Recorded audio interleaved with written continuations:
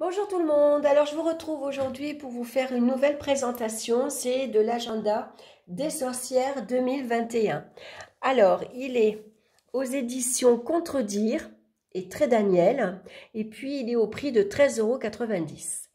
Alors, l'agenda des sorcières va rapidement devenir votre compagnon indispensable pour les prochains mois.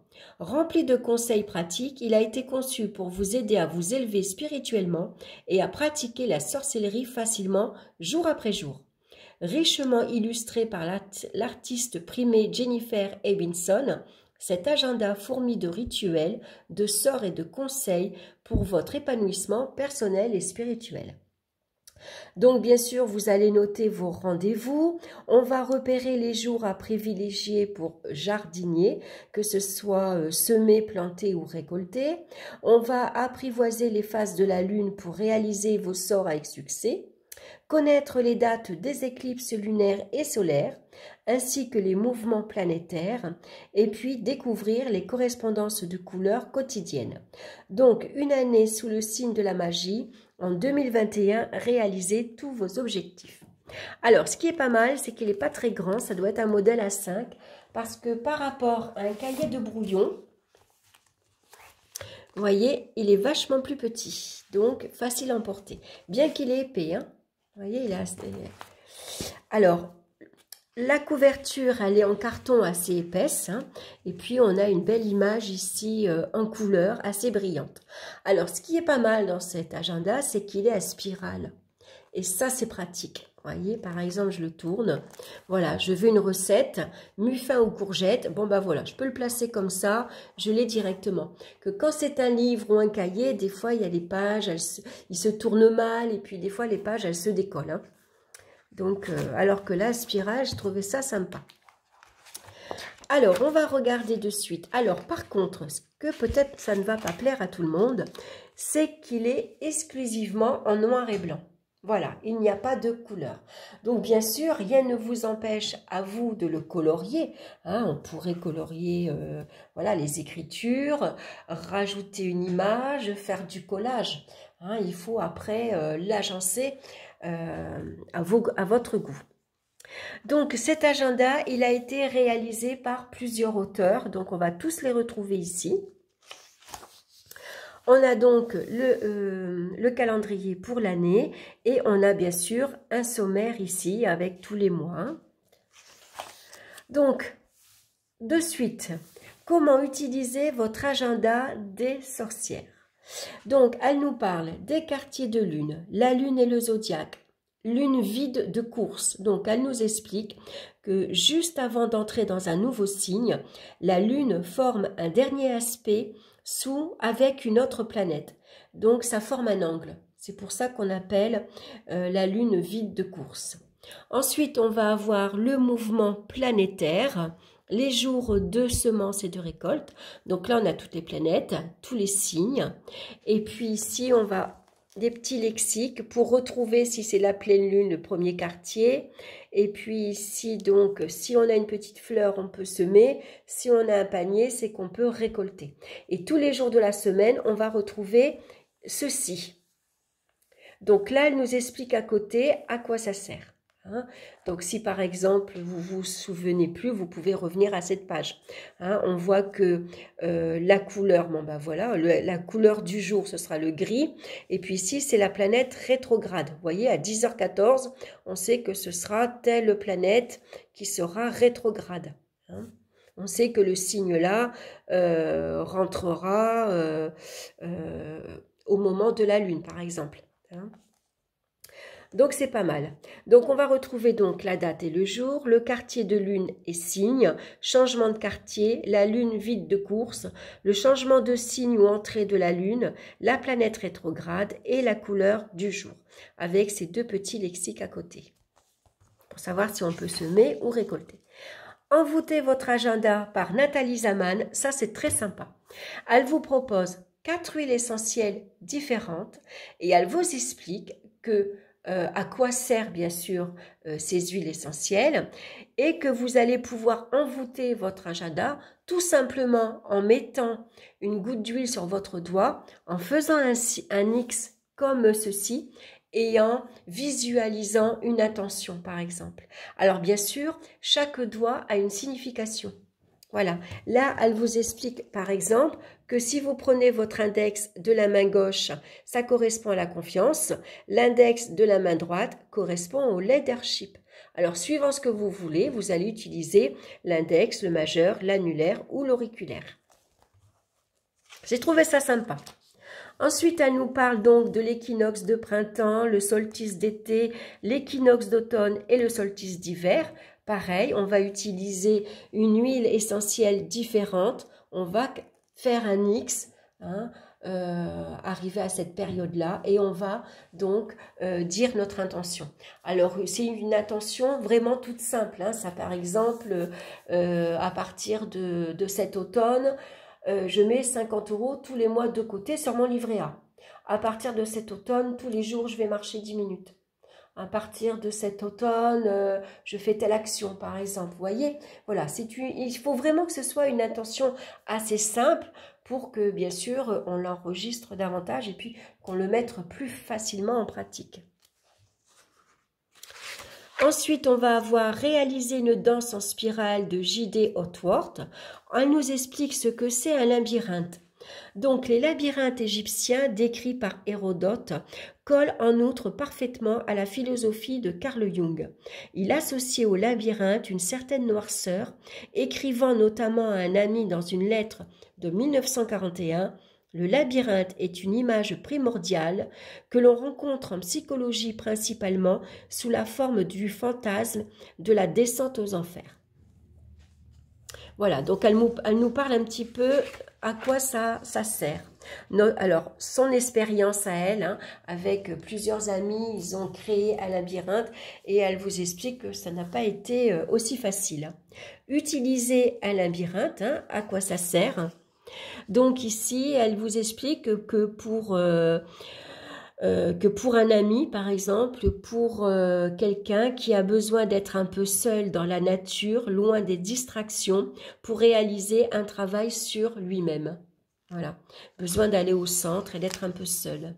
Et puis, où trouver un labyrinthe? Donc, elle vous donne une adresse ici sur Internet où vous pouvez localiser un labyrinthe dans votre environnement. Donc, c'est pas mal. Et puis, on a plusieurs sources ici, plusieurs adresses et plusieurs livres. Ensuite, créer du lien de Charlene Walsh. Donc, si vous pratiquez individuellement ou si vous pratiquez en groupe ici, qu'est-ce qui est important? Comment créer du lien? Comment faire partie d'une communauté? Ensorceler les réseaux sociaux de Mickey Miller. Alors ça, j'ai trouvé ça super. Si vous avez une chaîne YouTube, elle va vous expliquer comment vous pouvez apporter de la magie à votre chaîne. Comment vous pouvez faire comme un petit sortilège, on va dire, pour apporter l'abondance, pour apporter le succès à votre chaîne. Ah, j'ai trouvé ça sympa. Chasser les trolls. Donc, par exemple, là, vous avez un commentaire qui n'est pas très sympa. Comment vous allez pouvoir voilà, vous en débarrasser. Répondre aux demandes de guérison. Et sortilège pour rompre un lien magique. Donc, ça, c'est pas mal. Ensuite, créez votre propre livre des ombres de Mélanie Marquis. Donc, elle vous explique comment faire. Fixer son intention, le contenu et la structure, choisir son livre. Les médiums alternatifs, ça veut dire que si vous voulez créer votre livre sur votre ordinateur, par exemple, sur votre tablette, plutôt que de prendre un cahier ou un livre. Et elle vous dit également de prendre son temps. Donc, on va arriver de suite en janvier 2021. Donc, vous voyez, c'est un calendrier malgré tout assez simple. Voilà, donc il n'y a pas trop de place. Juste de quoi écrire les rendez-vous. Et puis, des petites notes. Par contre, ce qui est intéressant, c'est que, par exemple, on sait que le 30 janvier, ici, Mercure est rétrograde. On sait par exemple que le 28 janvier, c'est la pleine lune et c'est une lune froide. Voilà, là on sait que le 2, c'est M-bloc. Le 28 décembre, pardon, parce que le 1er janvier commence ici. Elle a pris un petit peu un récapitulatif ici du mois de décembre. Donc, on va trouver quelques recettes. Alors, voilà, comme je vous le disais, vous voyez, à chaque jour, ici, comme le jeudi 31, on retrouve ici la couleur blanc, la planète qui rentre à telle heure dans telle, la lune, voilà, vous voyez. Et puis, ici, on a une petite fleur, donc on sait qu'on peut semer, par exemple. Ensuite, on a une recette. On va avoir une posture de yoga à faire facilement. Hein, elle vous explique pourquoi le faire, qu'est-ce que ça va vous apporter. Et on va avoir ça tous les mois. Donc, tous les mois, on va avoir une recette, une posture de yoga et on a là l'image d'une carte. Alors, je ne sais pas si elle dit le jeu. Je pense pas. Voilà, vous voyez, on retrouve une recette. Et puis, par exemple, le 23 janvier, choisissez des outils de méditation et de divination indigo, par exemple. Le mardi 19 janvier, l'entrée du soleil en Verseau. Et puis, tous les mois, on va retrouver également une pleine lune. Alors, pour le mois de janvier, c'est la pleine lune du Sorbier. Hein, donc, elle vous explique à quoi elle correspond. Vous voyez, Mercure rétrograde jusqu'au 20 février. Donc, le samedi 30 janvier, voilà, on sait qu'on va rentrer en Mercure rétrograde. Vous voyez, c'est des petites informations comme ça qui est sympa. Alors, février, bien sûr, c'est pareil. Voilà, donc là, on va parler de Imbolc. On va avoir une posture de yoga, le chien tête en haut. Une carte. Et puis, la pleine lune du frêne. Voilà, elle vous explique pourquoi. Et puis, pareil, hein, vous voyez, par exemple, on sait que c'est la pleine lune, c'est le 27 février, et c'est la lune des tempêtes, par exemple. Hein. Le lendemain, c'est l'esprit du lynx, écoute et garde les secrets. Voilà, et ensuite, on va voir ça pour mars. Donc, tous les mois, on va avoir pareil, vous voyez. Par exemple, on va passer... par exemple, on est où là? En juillet, voilà, on va avoir une posture, c'est la tortue. Donc, on sait par exemple que le 3 juillet, la grande camomille est un fixateur magique multi-usage excellente dans les soupes thérapeutiques. Voyez, par exemple, le mardi 29 juin, en tant qu'animal totem, la belette enseigne la ruse et l'énergie. Voilà, on va avoir plein de petites phrases comme ça. On en a beaucoup, hein, voyez. Donc là, on va avoir des glaces à la banane. Donc le mardi 6 juillet, préparez-vous des bains et des lavements sacrés avec de l'hysope. Le 7 juillet, les jungles représentent la terre et leur imagerie valorise la croissance et la coopération. Vous voyez, je trouve que c'est pas mal. Il y a plein de petites informations. Là, c'est une jolie carte. Hein. On voit qu'on a... ici, ça représente la roue. La pleine lune du Août. Voilà, ça c'est toujours intéressant à savoir tout ça. Luganache. Voilà, oui, donc ça doit être la roue ici en maïs. En feuilles de maïs. Hein. C'est ce qu'on fait souvent. Et voilà, et on va voir ça donc pour tous les mois. Hein, voilà, donc la pleine lune du noisetier au mois d'août. Et puis une recette, le lait d'amande. Donc par exemple le 28, le samedi 28 août, le pain correspond à la terre et à l'énergie masculine. Son bois est parfait pour fabriquer un bâton ou une icône divine. Vous voyez ? Donc, je trouve ça pas mal. Vous voyez, je vous montre en septembre, par exemple, début du Rosh Hashanah. Bon, je pense qu'elle doit nous expliquer ce que c'est. Le début du Sukkot, lune des moissons, journée internationale de la paix, Mercure en rétrograde, fin de Sukkot. Voilà, bon, de toute façon, elle nous explique tout ça après... Elle doit sans doute nous dire, j'espère en tout cas qu'elle nous le dit, parce que sinon, moi, je ne le connais pas, tout ça. Mais bon, je pense qu'elle doit sans doute en parler. Et voilà, et après, donc, on a une jolie carte. Donc, vous voyez, on peut le mettre en couleur. Hein. On peut rajouter des petites photos. Là, on a un très joli chat en octobre. C'est la pleine lune du lierre. Et on a sa M. Voilà, ça c'est pas mal. En novembre, on va étirement intense vers l'ouest. Une jolie carte. La pleine lune du Genêt. Puisqu'après, on va rentrer en décembre. Vous voyez la jolie carte là, on voit bien que c'est l'hiver, la posture du guerrier, la pleine lune du sureau et on retrouve Yule, la soupe crémeuse d'asperges. Voilà, donc à la fin, on va retrouver tous les auteurs qui ont participé à cet agenda. Hein. Et puis on retrouve une annexe. Donc, on va voir ici les influences magiques quotidiennes. Donc, par exemple, le mardi qui correspond à la planète Mars. Passion, courage, agressivité, protection. Les correspondances des couleurs. Donc, le mardi, c'est le rouge, le blanc, le noir, le gris, le bordeaux, le pourpre. On va avoir ici les phases lunaires, donc le cycle croissant, le cycle décroissant. On va retrouver les signes de la lune, c'est super. Donc, moi, je suis taureau. Alors, la lune en taureau, tout projet entamé en ce moment durera plus longtemps, aura tendance à prendre de la valeur et deviendra difficile à modifier par la suite. Voilà qui met l'accent sur le fait d'apprécier la beauté et les expériences sensorielles. Et donc, on va retrouver ça pour tous les signes.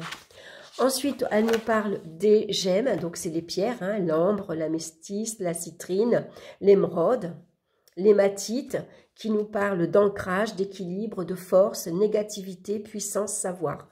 Sympa ça. Ensuite, on va avoir les chakras. Donc, le chakra racine s'active avec le rouge, s'équilibre avec le noir. Il est associé au confort, à l'ancrage, à la sécurité, au soutien. On va avoir donc les herbes qu'on va utiliser pour les sortilèges. Donc, on a la chili millefeuille, l'ail, le basilic et puis après... la bourrache, la camomille, chèvrefeuille. Vous voyez, on a toute une liste ici assez complète. Ensuite, là, on va retrouver les dates des éclipses pour 2021. Les pleines lunes également. Donc, vous voyez, c'est pas mal parce qu'elle vous dit c'est la lune froide en janvier. Février, la lune des tempêtes. Au mois de mars, c'est la lune du ver. En avril, la lune des semences.